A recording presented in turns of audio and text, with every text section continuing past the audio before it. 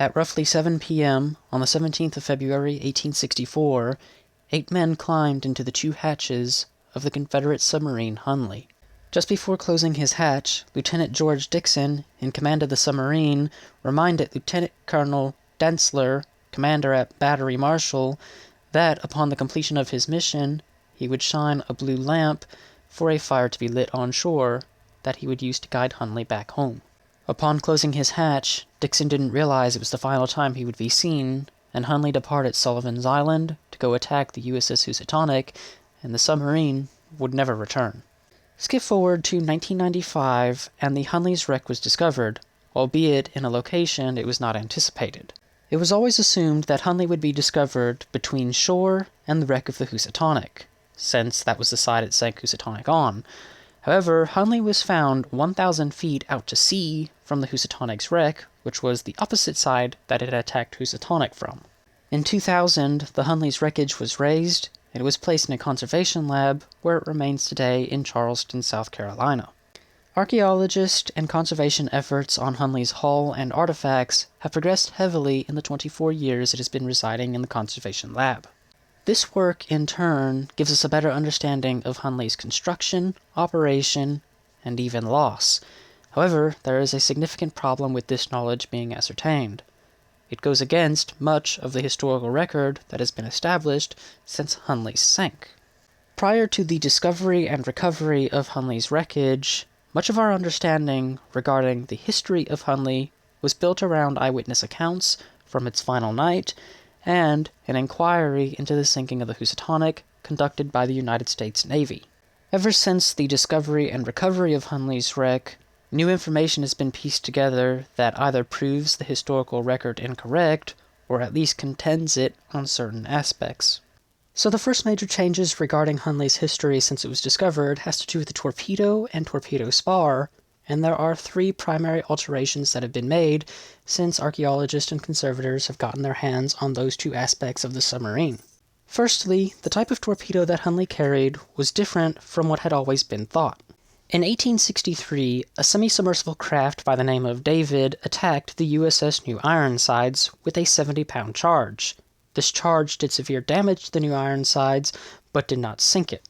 As a result of this, the Confederacy realized that they needed to up the explosive power of the torpedo on the end of the spar, and so it was always said that Hunley's was a 90-pound warhead, though the torpedo itself was the same design that was used on the David. One of the most fascinating pieces of the Hunley story is the fact that parts of the original torpedo are still attached to the tip of the spar, and this is when it was realized that Hunley actually had what is known as a Singer's torpedo, which was a 135-pound charge that detonated on contact. That brings us to the second alteration in the story. Eyewitnesses always said that Hunley reversed from the Housatonic before the explosion took place. However, the torpedo was firmly bolted to the end of the spar, and since sections of the torpedo are still bolted to the end of the spar, that torpedo most certainly detonated while it was still attached to the spar, and since the Singer torpedo was a contact detonator, it exploded the second Hunley made contact with the Housatonic's hull. The physical evidence regarding that statement is irrefutable, but one must question why eyewitnesses said that the Hunley reversed from Housatonic before the explosion took place. What is interesting to note about this part of the story is that the inquiry's findings into the sinking of the Housatonic never stated anything about the Hunley having reversed from the Housatonic, but it simply says that an explosion occurred about 3 minutes after the first discovery of the object.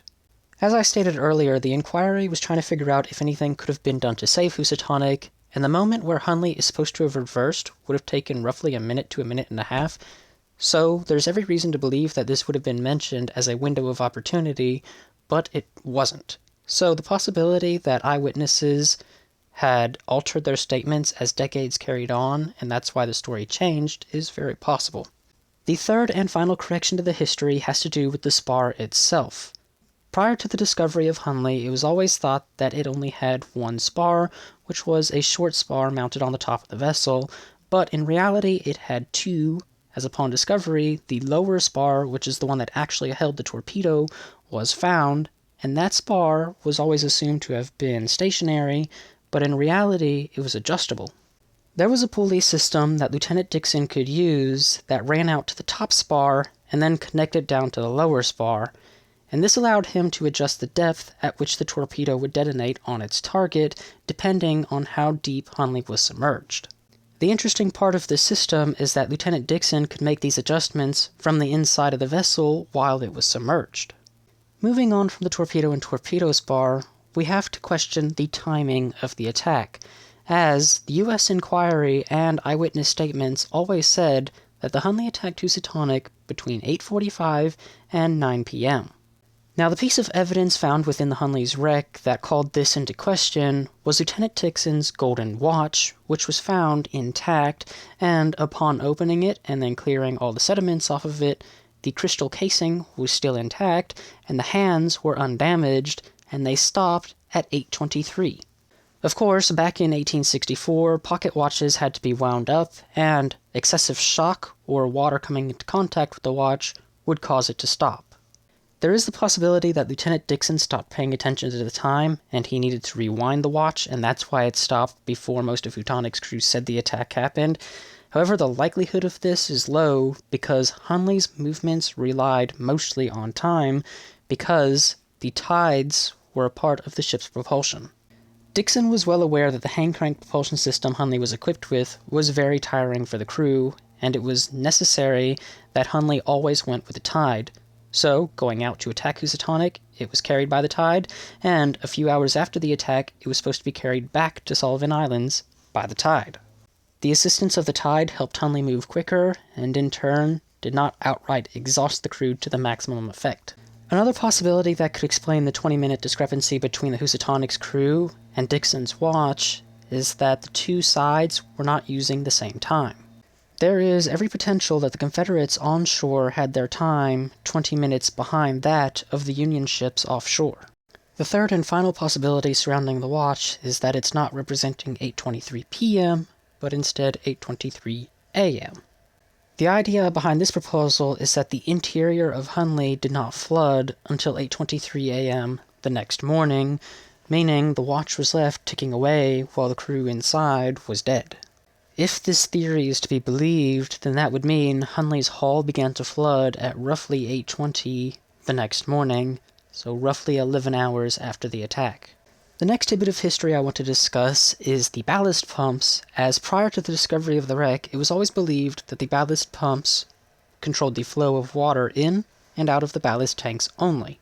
As concretion was steadily removed from around the ballast pumps, it was recognized that the system that the pumps were connected to was a bit more extensive than was initially realized, and it appears that the ballast pumps could also control the flow of water in and out of the crew compartment itself, meaning that those two pumps could force water out of the submarine in the event that it was flooding in areas it was not meant to. What was significant about this discovery is that based on the setting of the pumps, we could tell what the crew was doing the last time they used them, and if the submarine's internal compartments were flooding, logically, the crew would be attempting to pump the water out. However, neither pump was set to force water out of the sub. So this brings in two possible suggestions. Either the crew wanted the sub to flood, so they did not attempt to stop the flooding, or they were incapacitated and were unable to prevent flooding. The next discovery has to do with Hunley's portholes, as on the night of the attack, several of Housatonic survivors said they could see light coming from the inside of the submarine. However, upon discovery and recovery, it was found that these portholes actually had iron shutters that could be closed from the inside, and all of them were found closed. So once again, we are left with two possibilities. During the attack, these iron shutters were open, and then after the attack, the crew closed them, or they were closed the entire time. Now, we take all of the pieces of the history that have been altered since the recovery of Hunley, and we have to bring into question what happened to the submarine following the attack, as there were eyewitnesses that reported that Hunley did shine a signal light back to shore in order for the fire to be lit so the submarine could navigate itself home. It was reported that this light was seen roughly 40 minutes to an hour after the Housatonic sank, so this would support that Hunley's crew survived the initial attack. On the flip side, if we look at the torpedo and system that Hunley was using to attack Housatonic with, upon the detonation of the torpedo, Hunley's crew would have either been killed or severely injured by the shock of the torpedo's explosion. This in turn would mean that the crew would have never been able to shine a signal light back to shore. In order to make this story all the more confusing, I will provide 3 different eyewitness accounts regarding the signal light, 1 from the Union and 2 from the Confederates, with 1 Confederate seeing the light and the other not seeing it.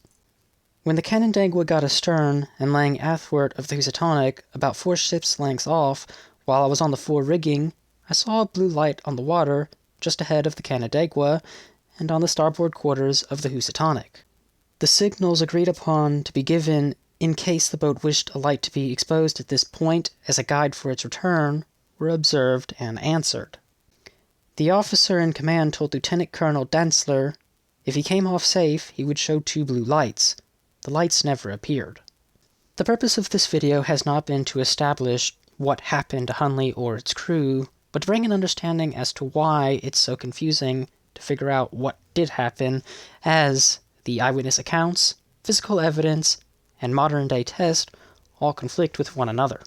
This is quite possibly one of the greatest maritime mysteries, because we have everything you could possibly want, but still can't exactly figure out what occurred. With that having been said, there's nothing more I have to add on to this topic for today. So, if you have learned something new in this video, why not leave a like and a comment down below, and have a wonderful day.